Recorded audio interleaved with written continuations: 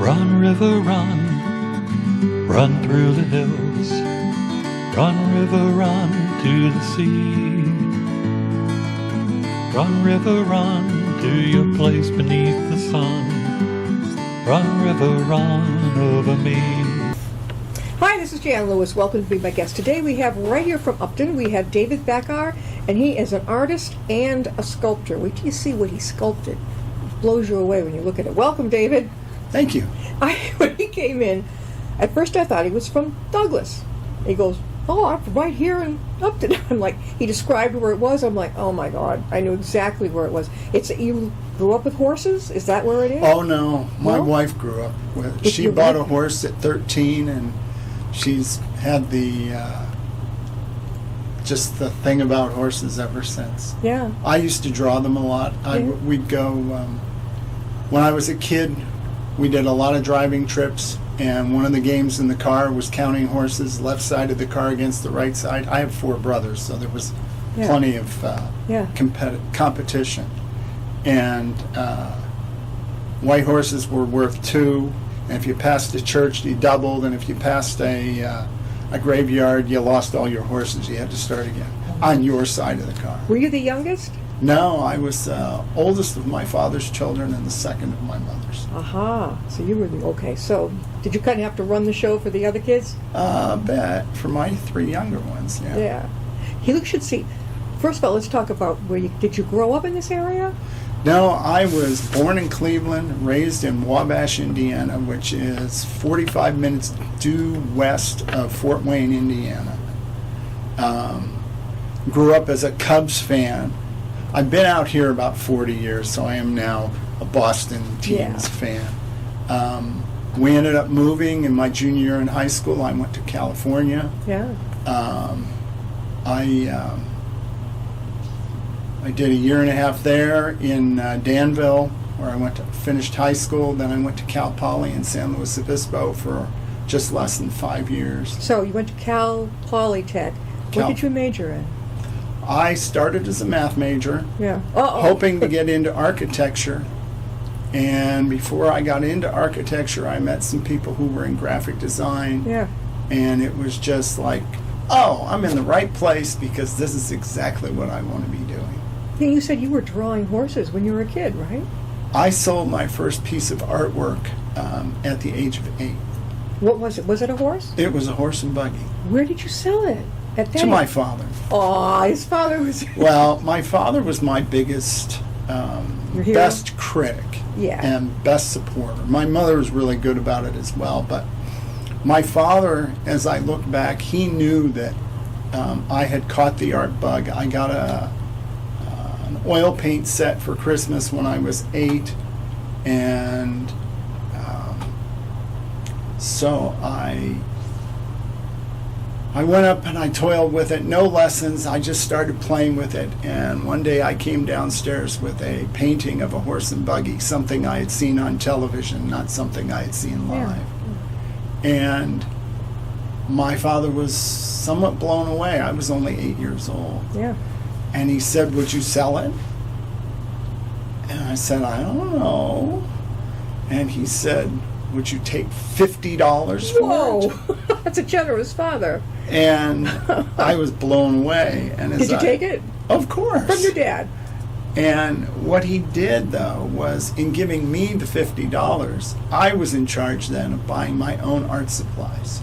Because that's what I did. I went and spent $50 on art supplies. He must have known that, you know. He encouraged me. They both encouraged me in ways that made me work for myself rather than, will you go get me this? It was, go get it yourself. Learn how to do it. Exactly. And I know my mother's, I used to sketch a lot. And I said, when did I start doing that? She said, as soon as you got a pencil in your hand. That's pretty young. I remember some of the pieces of artwork that I did in kindergarten, first grade, and second grade. And there are a couple that I still remember that I would love to have back. Because I thought they were, there were a lot of oohs and ahs about them because of they were delicate but fun. Yeah. I have just finished redoing my studio in my home, and bought more art supplies. And I've been trying to go back and recapture. That's one of the things that Picasso did after he mastered doing things that the masters were doing. Yeah. He went back and tried to recapture his childhood. You think you can? You're going to do it? I don't need to go all the way back. Yeah. There are just a few pieces that I'd like to have. The fun part, right? Yeah. Definitely. We're talking with David Thakar. He is a resident here in Upton, and he is an artist and a sculptor. He's going to show you just some examples of what he does.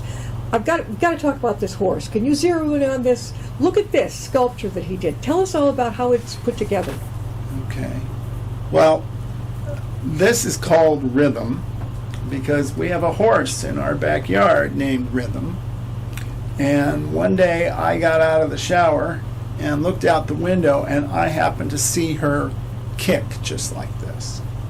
And I saw the circle right here, the curve in the body. Yeah. And it stuck in my mind.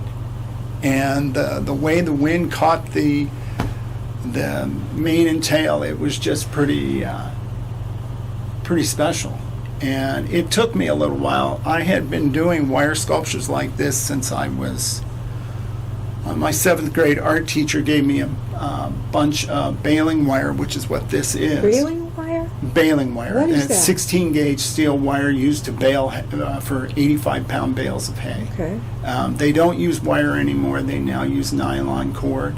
Because we have a horse farm, Yeah. we get a lot of bales of hay. Okay. But our first few loads of hay in that barn, we had with baling wire, and we saved it, and I straightened it all out, and you can notice it's a little rusty in some places. That's intentional. Yeah. What's the base of it? You wrapped the wire around. What was the base of the sculpture?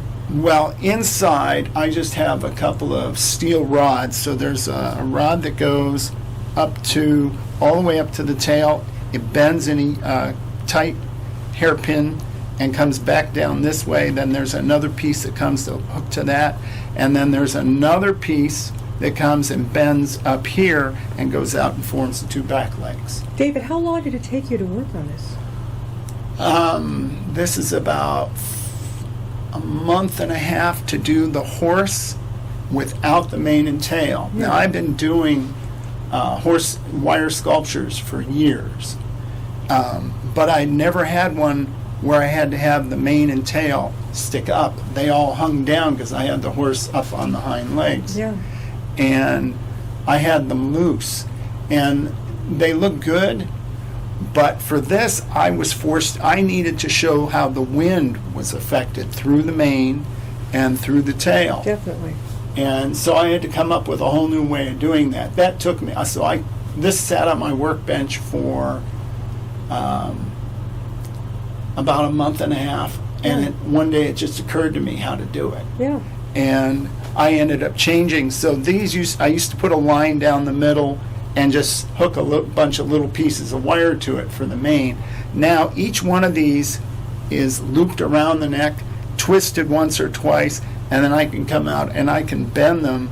And if you figure that one piece of wire represents about 30 hairs, Yeah.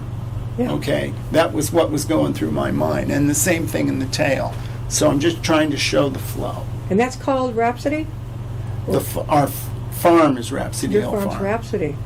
Rhapsody Hill Farm, And yeah. you mounted it on, is that a stone? This is a piece of granite I found on the street. I just happened to get a nice flat piece. I have another one mounted in marble, and if you drive by our farm at 6 Wood Street in Upton, you'll see a 6.5-foot version standing on the hind legs, horse rearing that I call Sentry because it's stand like it's gardening. And you the made that one property. too? I did, and it's done with aluminum, Yeah. 1/4-inch aluminum rods. So, Do you I see this type of thing. You have other sculptors at home, a number of them. Okay. When I look at something like And that, I've sold I think, a bunch too. Yeah, So I'm sure. They're all over. Because I'm thinking business offices, lawyers, love to have that kind of thing in their office. Well, we had to replace our well pump went, and our well is 500 feet deep. The guys came, and they're telling me they're pulling the wire out, and it's 3 strands of 12-gauge copper wire, which is very expensive, but it had short-circuited because the casing on the wire had worn off in the well. And the guys are telling me, oh, you won't have to, we'll clear this out for you. I said, oh, no, you won't. You're going to leave it here. Oh, no, we're supposed to take it with us. I said, no, you're going to leave it here. I already have an idea for what I'm going to do with that. We have a horse just about this size in our front hall that's playing with another horse that's done of a polished version of this wire. So I have them playing, rearing against each other. What does your family think of this talent? I mean, they love it. Well, yeah. The kids, do they want to do anything like this? You know what? My daughters are both into horseback riding, and my son is a drummer. He's a drummer. And a musician. So they're creative in other ways. Yeah, definitely. My son draws. I think if he put a little more time to it, he'd be a little He might do it. Yeah. Now, there is a wonderful picture beside, he's going to show you, beside David of his dad. And he's going to show that to us. I think your dad was, what, about 63? He was 63 when he died. In this... Just hold it up, Dave. There you go. He was... I don't know how much I look like him. I did used to have a mustache, but mine never filled in like his. No. This is a technique I learned in college. Just a soft pencil on a piece of chipboard. And the reason I did chipboard for this is because I did my wife's mother died about a year after my father did. Mm-hmm. And for Christmas that year, I did a portrait of her mother. Oh, God. And funds were a little tight, having 3 young children. I decided to do a piece that would fit in an existing frame. And to tease my wife a little bit, I did it in the same style so that she'd have to go around the house looking for the portrait of her mother. Oh. And my plan was at the time to do portrait of each of our parents. Yeah. It only took me 25 years to finally get the last 2 done. Did you have one of your mom at all? I do. You do. And if you go to my website at Which is? artbydevendra.com, and Devendra is Devendra. So artbydevendra.com. You can go and see my artwork, the story about how I did all these things, as well as the time frames it took. I'm a little verbose in my website because, frankly, I'm semi-retired. If I get artwork, get work to do, that's great. If I'm just having fun. Can people just contact you if they'd like to have a family member or friend or whatever? I've done a number of friends and family, particularly of people who... I did a couple of children for friends who lost their child shortly after we lost my daughter. Yeah. So, but this is pencil on chipboard. I also do it on mat board. And then after the pencil drawing is finished, I coat it with acrylic, just a clear, not glossy, but satin acrylic. And then I go back in, and all the white is done with white paint on top. It's perfect. And the benefit of that is that I can work with a paper towel, and you see artists with palettes, and you'd see just all different colors. Yeah. I use a blue plate, plastic blue plate, and I'll have 4 or 5 different whites, and it's all the same paint, but it's how much water I've mixed in so that I know how light it's going to be. And basically, I put this in, and then I blot. Your father saw it, right? Did he see No, it? he never saw this. He was gone. I did this in 2013. He died in 87. No, 88, excuse me, August of 88. So young. 63? Yeah, 63. Well, he was a very heavy smoker, and he had other things going on. And is your mom still with you? She left us about 2.5 years ago. So she was, okay. She wasn't. So she lived to be, she was 91 and a half. Okay, or 91 plus. All right, now, So. he has a dog. Now, we're debating on this dog, but he says, he'll tell you what he says the dog is. My first impression was that it is a basset hound, which is my favorite dog. But no, he's going to tell you what it really is. I've had a lot of people think that Olivia was a basset hound, but Actually, Olivia was an American foxhound. She was about 65 to 70 pounds. And your first dog? Well, the first one in our family. Yeah. I'm not really an animal person, even though I live on a farm. Really? But I've always loved drawing horses. Yeah. And sculpting them. Yeah. So, but my wife took her father, who was 84 at the time, out to get a dog because he needed a companion. Yeah. And about 2 weeks later, Olivia came and lived with us because it was too much for him. Oh. So she was with us for about 12 years. Are they tall? Or? She was Medium, okay. about this high. Okay. Yeah. And Should she live a long life? 12 years. And she was a year and a half old when we got her. Now, what is that sketch on? That's not the same as your dad's. So the blue in the background is just mat board, a medium value mat board. Mm-hmm. And I try and buy the acid-free mat boards so that the color doesn't change. So what did you use to draw him? Well, it's not actually a drawing, it's a painting. It's a paint? You painted him? Yeah, this is her. Her, yeah. It's acrylic paint. And once again, I also coated the whole thing with clear coat. You're excellent with detail. There's no doubt about it. That's what I've been told, yeah. Oh, there's no doubt when you look at a picture, it comes out like it's real. Well, that's the goal. That's what it is. And promote memories. David, if somebody wanted to reach you, how could they reach you? Well, you can get me at my website. There's links there. Or you can, my email is dthakar@dthakar.com. So that's DTHAKAR at DTHAKAR.com. Or you can call my mobile phone, 508-868-0768. Now, somebody said, "Hi, is this David? We have a daughter, son, whatever, grandmother. We'd love to have a portrait. Do you go visit them first in person?" I would if necessary, depending on COVID. Oh, yeah. I have done, most of my portraits have been done from photographs. And what I'll do is I'll get, we have friends who lost their daughter to, she was 31 or 32, and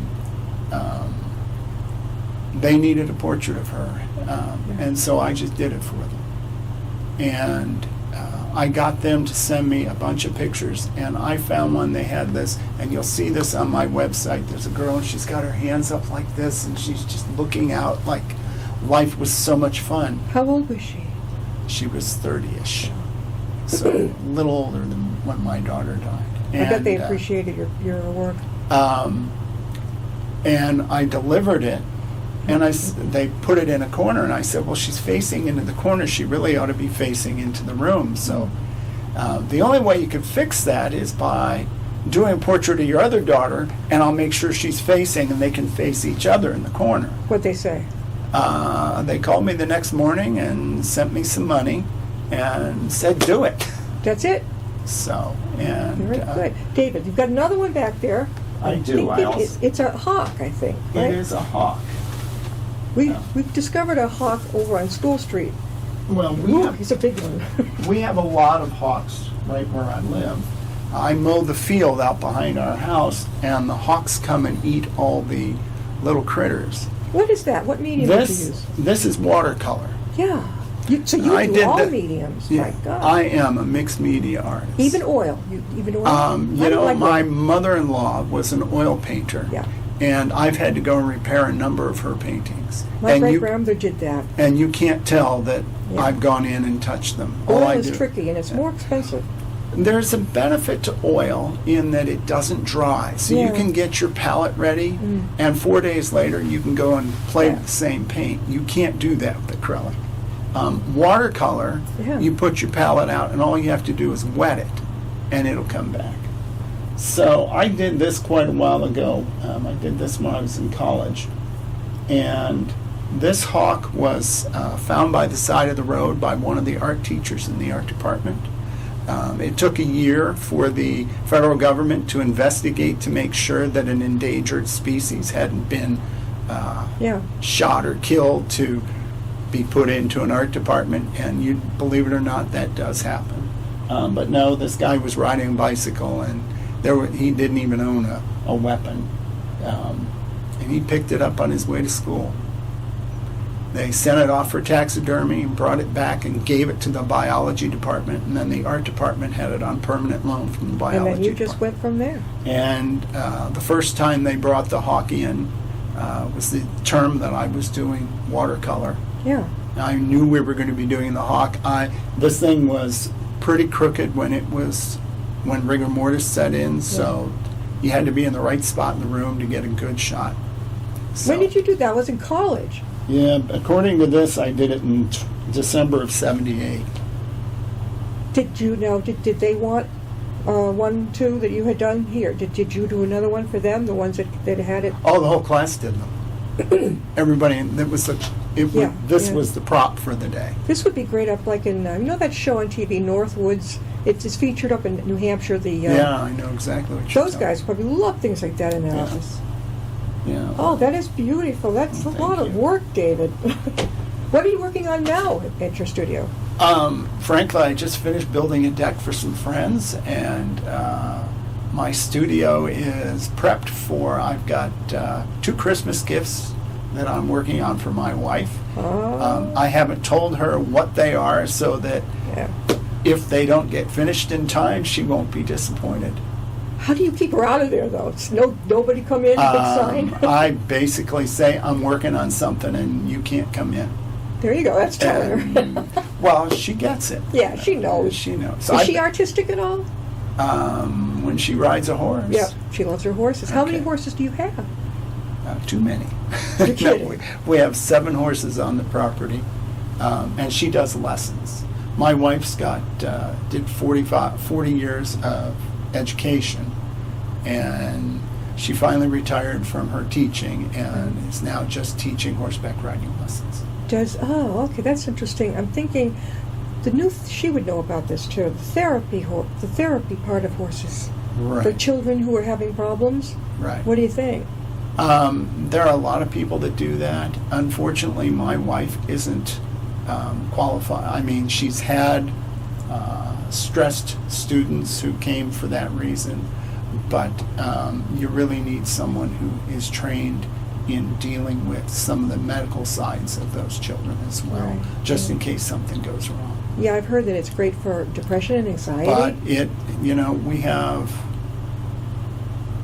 we've had quite a number of students come and ride with us, and the horses just lifted their spirits. Yeah, depression, anxiety, Exactly. I've heard that. I think my favorite kind of horse is a mini horse. Not a pony, a mini horse. Yeah, well, they make just as much mess as the big horses. Yeah, I know, but I love them. They look, I don't know, there's something. They have up in Grafton off of Route 140, they have a horse near the flea market. And they had, for a long time, they had this cute little mini horse. So we stopped the car, went in to talk, and I guess the person said, "Oh, this one's got a real temper." I said, "Really?" She said, "Oh, yeah."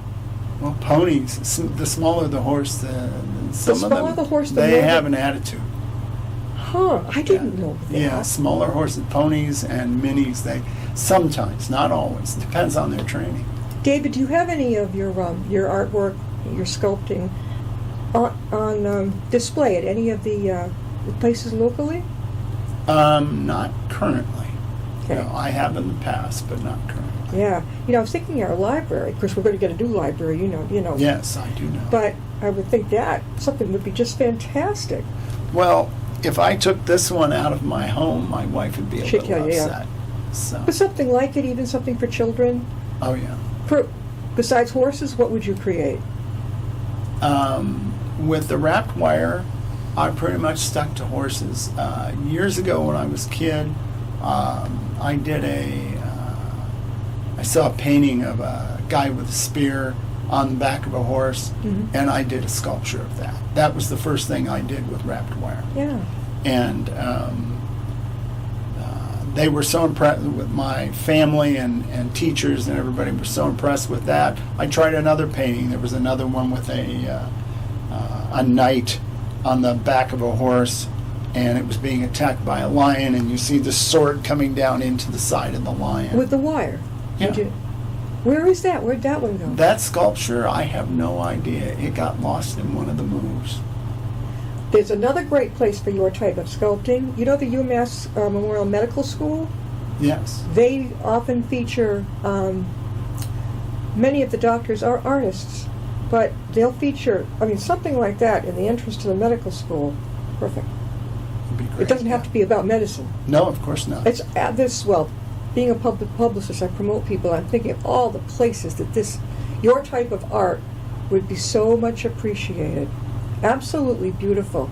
Well, you should get by my farm and see my... And where is it again? Wood Street? It's 6 Wood Street in Upton. 6 Wood Street. If you drive by, you'll see my big aluminum horse out in front. Okay, so if you're going up 140... 140. And you don't pass Kelly's yet, before that. Just before Kelly's farm, yep. It's Wood Street is a left. Yep. And then it's second house on the right. Is it that big, beautiful white house? There's one up there. A white house? A big one? It's white and yellow. I just redid. I just added the porch to it. Oh, so you did? Oh, yeah, my gosh. So and you have 7 horses. Uh-huh. And your wife teaches. Right. So a newbie like me. But that would be kind of cool. Well, she had her youngest riding student is my granddaughter, who is 6 and just turned 6, but she's been riding for 4 years already. What's the oldest age of them? 70-ish, but we did have a woman who was 75 who was She wanted to learn. Oh no, she had been riding and she just wanted to do lessons. Can people board there, or are they all your horses? We do have one boarder right now, and occasionally a stall will open up. So. Well, before we close, David, one more time, how can people reach you? Thakar at dthakar.com, and Thakar is T as in Tom, Hakar. He's a portrait artist. You've seen his horse sculpture. It's fantastic. Get in touch with him if you want something like this done, because he's your guy. And he's local. He's right here in Upton. But if you're out of the country, which you could be on YouTube, you can still connect with him. Do you take orders from people further away? I do. There you go. And I ship when I do portraits. I have an online company that I use for my frames, and when I ship them, they go framed. So I basically get the frame in, assemble it, and then the same packing that the frame came in goes back out with the piece in it, so it's well protected. There you go. Doesn't get much better than that. That is terrific. David, thanks for being with us. Well, thank you so much for having me. Let me know when you get your next batch done, okay? We'll have him back on again. Well, you could always come by and do a shot and see all the other pieces of artwork in my house. I could come over. Yeah, exactly. We'll call first, right? Well, yeah, or email you. And you have to bring the cameraman. Yeah, that would be kind of cool. Okay. All right. So we'll have him back. We'll see you next time and be my guest.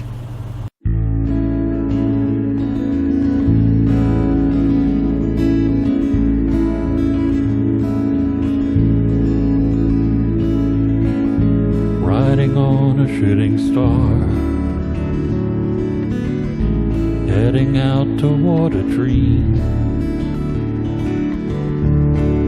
Tomorrow's even closer than it seems.